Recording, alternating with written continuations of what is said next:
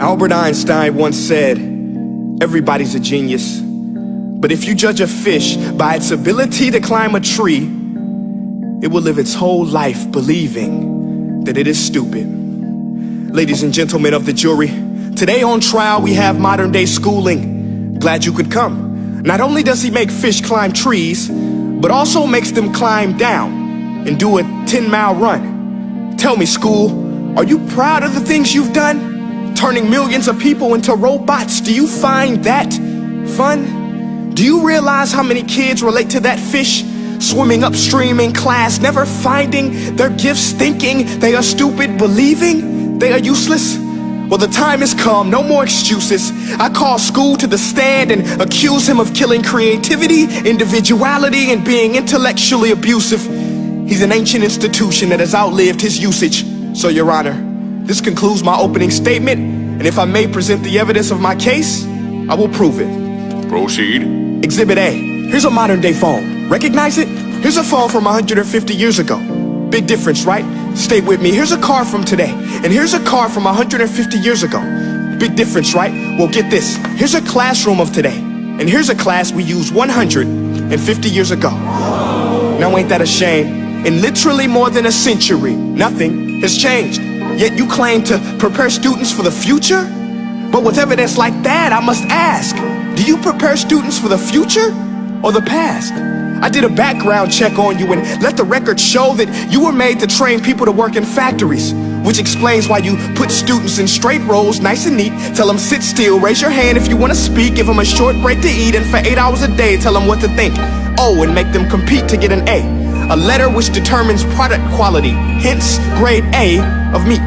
I get it. Back then, times were different. We all have a past. I myself am no Gandhi. But today, we don't need to make robot zombies. The world has progressed. And now we need people who think creatively, innovatively, critically, independently, with the ability to connect. See, every scientist will tell you that no two brains are the same. And every parent with 2 or more children will confirm that claim. So please explain why you treat students like cookie cutter frames or snapback hats, giving them this one-size-fits-all crap. Watch your language. Sorry, Your Honor, but if a doctor prescribed the exact same medicine to all of his patients, the results will be tragic. So many people will get sick, yet when it comes to school, this is exactly what happens. This educational malpractice, where one teacher stands in front of 20 kids, each one having different strengths, different needs, different gifts, different dreams, and you teach the same thing the same way? That's horrific. Ladies and gentlemen, the defendant should not be acquitted. This may be one of the worst criminal offenses ever to be committed. And let's mention the way you treat your employees. Objection. Overruled. I want to hear this. It's a shame. I mean, teachers have the most important job on the planet, yet they're underpaid? No wonder so many students are short-changed. Let's be honest, teachers should earn just as much as doctors, because a doctor can do heart surgery and save the life of a kid, but a great teacher can reach the heart of that kid and allow him to truly live. See, teachers are heroes that often get blamed, but they're not the problem. They work in a system without many options or rights. Curriculums are created by policymakers, most of which have never taught a day in their life. Just obsessed with standardized tests. They think bubbling in a multiple choice question will determine success. That's outlandish. In fact, these tests are too cruel to be used and should be abandoned, but don't take my word for it. Take Frederick J. Kelly, the man who invented standardized testing, who said, and I quote, "These tests are too cruel to be used and should be abandoned." Ladies and gentlemen of the jury, if we continue down this road, the results will be lethal. I don't have much faith in school, but I do have faith in people. And if we can customize healthcare, cars, and Facebook pages, then it is our duty to do the same for education, to upgrade it, change it, do away with school spirit, because that's useless.